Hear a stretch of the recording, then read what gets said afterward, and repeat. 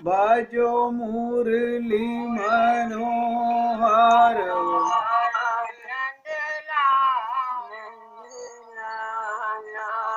भजो मुरली मनोहर नंद लाला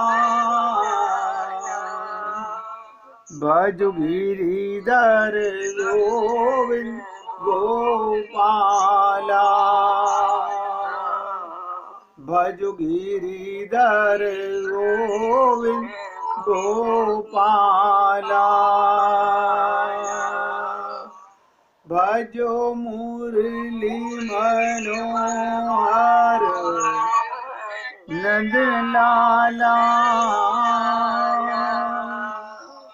भजो मुरली मनोहर नंद लाला भज गिरिधर गोविंद गोपाला भज गिरिधर गोविंद गोपाला भजो मुरली मनोहर नंद लाला भजो मुरली मनोहर नंद लाला भज गिरिधर गोविंद गोपाला भज गिरिधर गोविंद गोपाला बोलिए वृंदावन बिहारी लाल की जय जय श्री राधे जय जय श्री राधे। सभी भक्तों से निवेदन, बहुत एकाग्रचित होकर सत्संग के प्रत्येक शब्द को पूरी तरह हृदयंगम करने का प्रयत्न कीजिए। इस समय कितनी इम्पोर्टेंट चर्चा चल रही है इसका पता हमें अभी नहीं लग पा रहा, हम अभी नहीं समझ पा रहे हैं, लेकिन आत्मा का प्रसाद, आत्मा की भूख केवल भगवत प्राप्ति है और उसी के लिए भगवान की कृपा से हम सब लोगों को ये मनुष्य शरीर मिला है। इस देह में प्रभु प्राप्ति ना कर सके, भगवत प्राप्ति ना कर सके, अपना कल्याण का मार्ग हम प्रशस्त ना कर सके तो कितनी बड़ी हानि होने जा रही है इसका अंदाजा हमको अभी नहीं है। हम लोग इस बात को गहराई से चिंतन करें, सोचें कि जिसको पाने के लिए भगवान की असीम कृपा से ये शरीर मिला है, अगर वो भगवत प्राप्ति हम ना कर सके, कल्याण का मार्ग हम प्रशस्त ना कर सके, भव सागर से हम पार ना हो सके, तो हमारा मनुष्य शरीर में आने का क्या लाभ है। आम जीव इन बातों को नहीं सोचता। क्यों नहीं सोचता? उसके मन में जिज्ञासा ही नहीं है। बल्कि सच पूछो तो 99% लोगों को तो पता ही नहीं होता। वो तो ऐसे ही आते हैं, पूजा पाठ अर्चना उपासना करके धर्म अर्थ काम मोक्ष के चक्कर में समझते हैं हमने जो करना था सब कर लिया। 99% बचे 1%। उन 1% को पता तो चलता है, ध्यान से सुनेंगे, 1% को पता तो चलता है, कभी कभी मन में जिज्ञासा भी होती है कि भगवान को ही पाना है, लेकिन उनमें भी 50% लोग किसी न किसी मन की दुष्टता के कारण, मन की मलिनता के कारण हार जाते हैं। जो करने वाला सर्वश्रेष्ठ कार्य है वो नहीं कर पाते हैं। मैं तो आप लोगों से निवेदन कर रहा हूं, जितनी एकाग्रता से, जितने ध्यान से आप सत्संग सुनेंगे, प्रयत्न करेंगे, तो कामयाबी जरूर मिलेगी। मैं तो निवेदन करता हूं कि आंखें बंद करके सुना करो, क्योंकि आंखों से हमारी ऊर्जा बाहर बहती है। सुनने वाले शब्द पूरी तरह अंतःकरण में नहीं जा पाते, आपको पता नहीं चलता।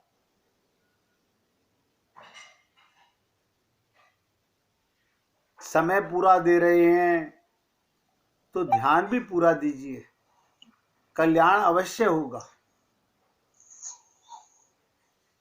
बहुत एकाग्र। राधे राधे जी। कल हम आपसे निवेदन कर रहे थे कि सब प्रकार की कामनाओं से रहित होने का तात्पर्य क्या। फिर निवेदन कर रहा हूं, सब प्रकार की कामनाओं का क्या अभिप्राय, बस एक लाइन में समझ लीजिएगा। इसी पर विचार कीजिए, अपने आप से प्रश्न कीजिए। ईश्वरीय कामना को छोड़कर, कल भी निवेदन किया था, कोई प्रश्न ही नहीं पैदा होता, ये करें ये करें ये करें ये करें, ना ना। एक धारणा मन में धारो, पूर्ण संकल्प के साथ ईश्वरीय कामना को छोड़कर जो भी बचा वो सर्व प्रकार की कामना समझना चाहिए। वही हमारा सबका धोखा है। और आप और हम सब लोग सब प्रकार की कामनाओं में लिप्त हैं, बुरा नहीं मानेंगे। यहां तक समझिए, मैं अपने सहित आपसे बोल रहा हूं। हम लोग सोचते रहते हैं क्या पहले जरूरी है, क्या पहले जरूरी है। और ध्यान से सुनेंगे, हम सब भगवत प्राप्ति को पीछे छोड़ देते हैं। शरीर और संसार के कार्य को सर्वप्रथम आगे रखते हैं। क्यों? हमारा मन ऐसा कहता है, हमारी बुद्धि ऐसा कहती है, इसलिए हम ऐसा करते हैं। ऐसा क्यों कहता है मन? क्योंकि मन माया का बेटा है। बुद्धि हमारी बिगड़ी हुई है।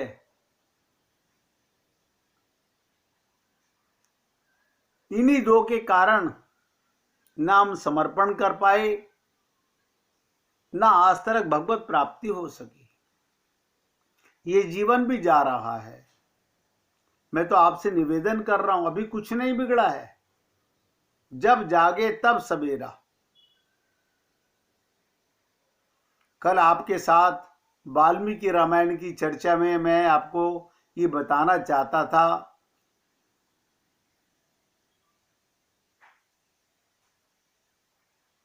कि ऋषि मुनि संत महात्माओं ने जैसे 88,000 सनकादिक परमहंसों ने सूत जी से पूछा था कि मनुष्य के लिए सबसे श्रेष्ठ कार्य क्या है। इसी प्रकार ऋषियों ने सूत जी से एक प्रश्न प्रभु राम के लिए भी पूछा था। ये मैं क्यों बता रहा हूं कि वहां भी धर्म अर्थ काम मोक्ष की चर्चा है।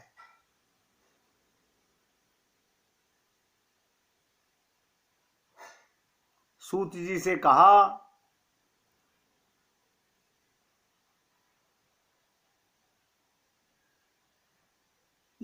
इस संसार बंधन का, संसार बंधन में बंधे हुए जीवों के दुख बहुत हैं।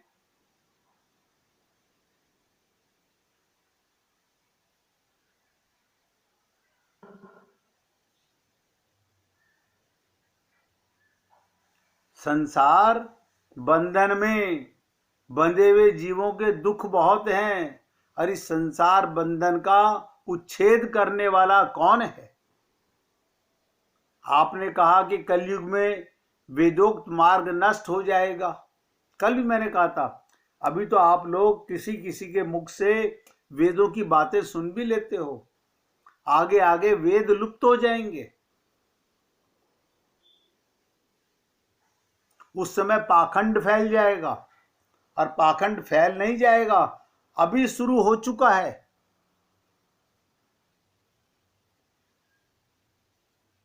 अभी शुरू हो चुका है।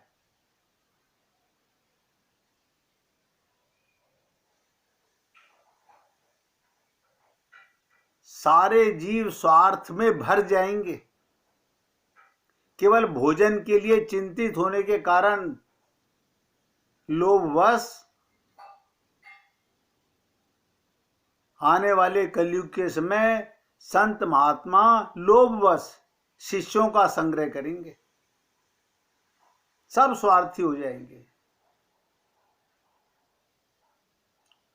और ब्राह्मण पाखंडी लोगों के साथ रहकर पाखंड पूर्ण बातें करने लगेंगे, अभी करने लगे हैं।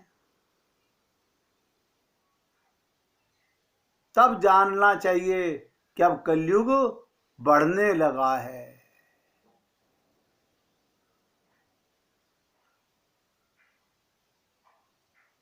तो क्या पूछा सूत जी से? इस प्रकार घोर कलयुग आने पर सदा पाप परायण रहने के कारण सारा दिन जीव पाप करेगा, भगवत प्राप्ति का सोचेगा भी नहीं। जिनका अंतःकरण, ध्यान से सुनो, देखो ऋषि मुनि महात्मा भी यही पूछ रहे हैं, जिनका अंतःकरण शुद्ध नहीं हो सकेगा, उन लोगों की भगवत प्राप्ति कैसे होगी, उनका कल्याण कैसे होगा? धर्मात्माओं में श्रेष्ठ सर्वज्ञ सूत जी से जगत गुरु भगवान श्री रामचंद्र के विषय में ये वाल्मीकि रामायण में चर्चा आती है। भगवान कैसे प्रसन्न हों, भगवान सब जीवों का कल्याण कैसे करें, हे सूत जी हमें वो उपाय बताएं। मैं आप सब लोगों से निवेदन करूंगा, एक एक शब्द को ध्यान से सुने। फिर बोल रहा हूं, आंखें बंद करके सुनोगे तो लाभ होगा, समझ आएगा, अंदर जाएंगी बातें। अन्यथा ऐसा लगेगा हाँ अभी सुना है, अभी भूल गए। ये आंखों का कमाल है। 50% ऊर्जा हमारी आंखों से बाहर जाती है।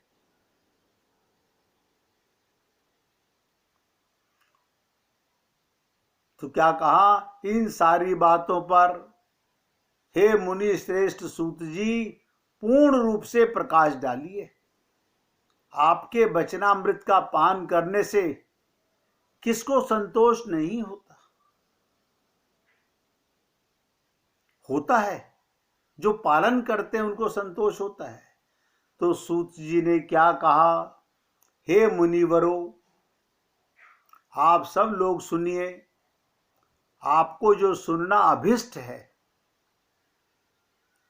वह मैं बताता हूं।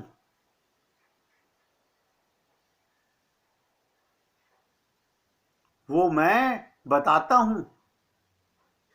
महात्मा नारद जी ने, ध्यान से सुने, महात्मा नारद जी ने सनत कुमार को जिस रामायण नामक महाकाव्य का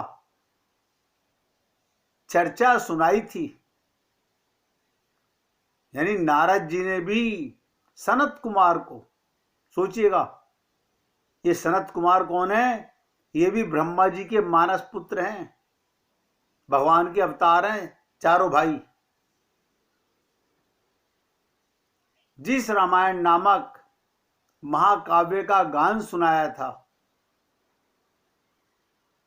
वो समस्त पापों का नाश और दुष्ट ग्रहों की बाधा का निवारण, यानी दुष्ट ग्रह भी समाप्त होंगे। आप और हम लोग ग्रहों के चक्कर में पड़ जाते हैं, सबके ऊपर ग्रह चाल चल रही है। जिस दिन निग्रही होंगे उसी दिन मृत्यु हो जाएगी। वो संपूर्ण वेदों की सम्मति का अनुकूल है, उससे समस्त दुस्वप्नों का नाश हो जाता है। वो धन्यवाद के योग्य तथा भोग और मोक्ष रूप फल प्रदान करने वाला है। उसमें भगवान श्री रामचंद्र की लीला, उनकी कथा का वर्णन है। आपने बहुत रामायण सुनी होंगी, बहुत रामलीलाएं जाके देखी होंगी माता पिता के साथ, बच्चों को भी दिखाई होंगी। वो समस्त जीवों की कल्याणमयी सिद्धियों को देने वाला है। और देखिए सूत जी वही 4 बातें बता रहे हैं, धर्म अर्थ काम और मोक्ष। इन चारों पुरुषार्थों का साधक है, महान फल देने वाला है। आप लोग देखिए सूत जी जैसे महर्षि करें, एकाग्र चित्त होकर इसे श्रवण करें पूरी एकाग्रता के साथ।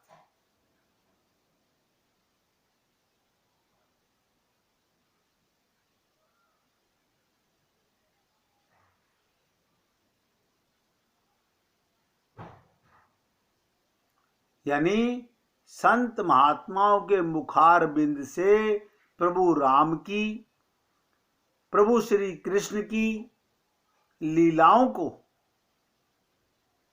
जो चिंतन करता है, मनोरंजन नहीं करता, खाली शरीर हिला लेने से, गा लेने से लाभ नहीं मिलता।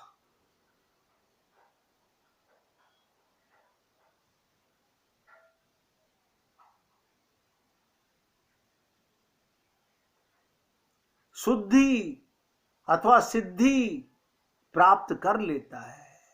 संपूर्ण जगत के हित के साधन में लगे रहने वाले जो मनुष्य सदा रामायण के अनुसार बर्ताव करते हैं, क्या मतलब, ध्यान से सुनिएगा। प्रभु राम की लीला सुन के हमें वैसा व्यवहार करना चाहिए, वैसा बर्ताव करना चाहिए। भगवान श्री कृष्ण की लीलाओं के अनुसार हमें जीवन में उतारना चाहिए, जो हम बिल्कुल नहीं उतारते, हम बिल्कुल नहीं उतारते। और सूत जी कहते हैं वे ही जो उतारते हैं, अपने गुरुओं से बार बार पूछते हैं, समझते हैं,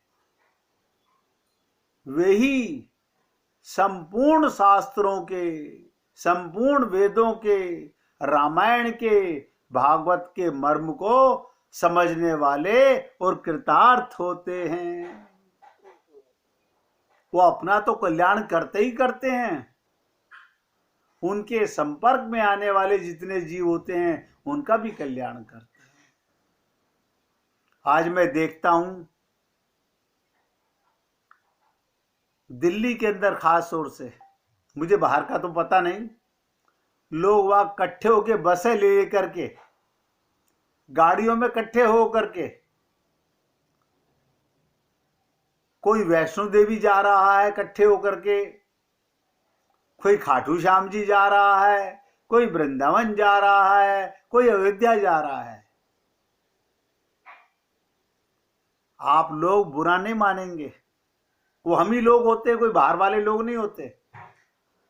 और हम भी, हाँ हम चलेंगे, हम चलेंगे। किस लिए? अरे सबके साथ मनोरंजन करने का मौका मिलेगा। मनोरंजन, हाँ, मन का हंसी ठट्ठे करने का, खाने पीने का, घूमने का मौका मिलेगा।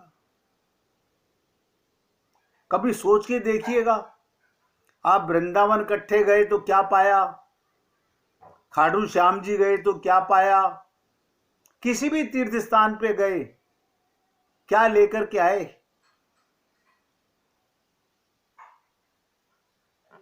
क्यों? जहां गए वहां की लीला सुनी किसी से, संत महात्मा से, वहां की इंपॉर्टेंस को समझा। वो आपके मन के रोगों को समाप्त करने की दवा है। लेकिन किसी ने नहीं सुना, किसी ने समझने का प्रयत्न नहीं किया। तो सूत जी क्या करें? जो जीव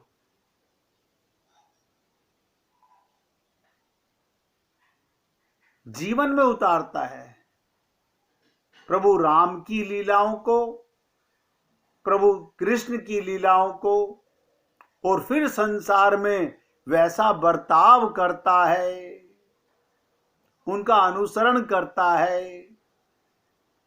हम गुरुओं का अनुसरण नहीं करते, हम तो अपने संत महात्माओं की बातों का अनुसरण नहीं करते। तो क्या कहते हैं सूत जी? वही संपूर्ण शास्त्रों के मर्म को समझने वाला और कृतार्थ होता है। कहते हैं, हे विप्रवरो, रामायण धर्म, अर्थ, काम और मोक्ष का साधन परम अमृत रूप है। और रामायण सबसे सरल ग्रंथ है। देखिएगा, सबसे सरल ग्रंथ है रामायण, जिसमें धर्म का, अर्थ का, काम का, अभी तो दो ही बातें मैंने कही थी। मन क्रम वचन छाड़ी चतुराई, भजतई कृपा करत रघुराई। निष्कपट भाव से। अब निष्कपट भाव, हमारे अंदर तो कोई कपट नहीं है, हम तो कोई किसी के साथ बुरा नहीं कर रहे। मन में रहती दुनियादारी। तो कपट क्या होता है? हर जीव में स्वार्थ भरा हुआ है।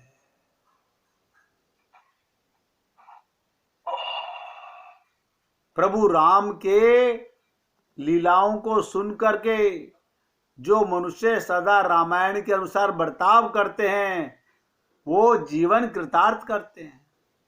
और रामायण में धर्म, अर्थ, काम और मोक्ष का साधन परम अमृत स्वरूप है। हर ग्रंथ में अमृत स्वरूप भगवान की लीलाएं हैं। सदा भक्ति भाव से, प्रेम भाव से उसका श्रवण करना चाहिए।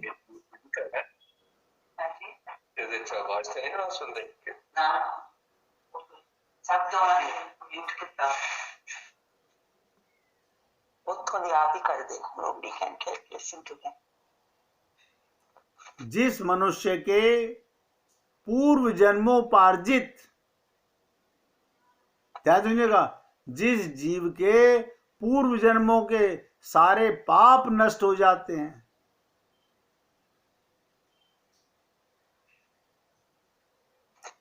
बड़ा कठिन है। हमारे अनंत जन्मों के अनंत पाप हैं। कहते हैं उसी का रामायण प्रति अधिक प्रेम होता है। ये निश्चिंत बात है।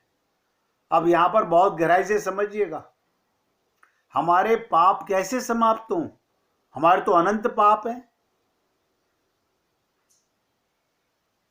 हम सब लोगों के बुरा नहीं मानेंगे, हम सबके, एक नहीं, अगर एक जन्म में एक भी पाप किया हो तो अनंत जन्मों में अनंत पाप हमारे इकट्ठे हैं।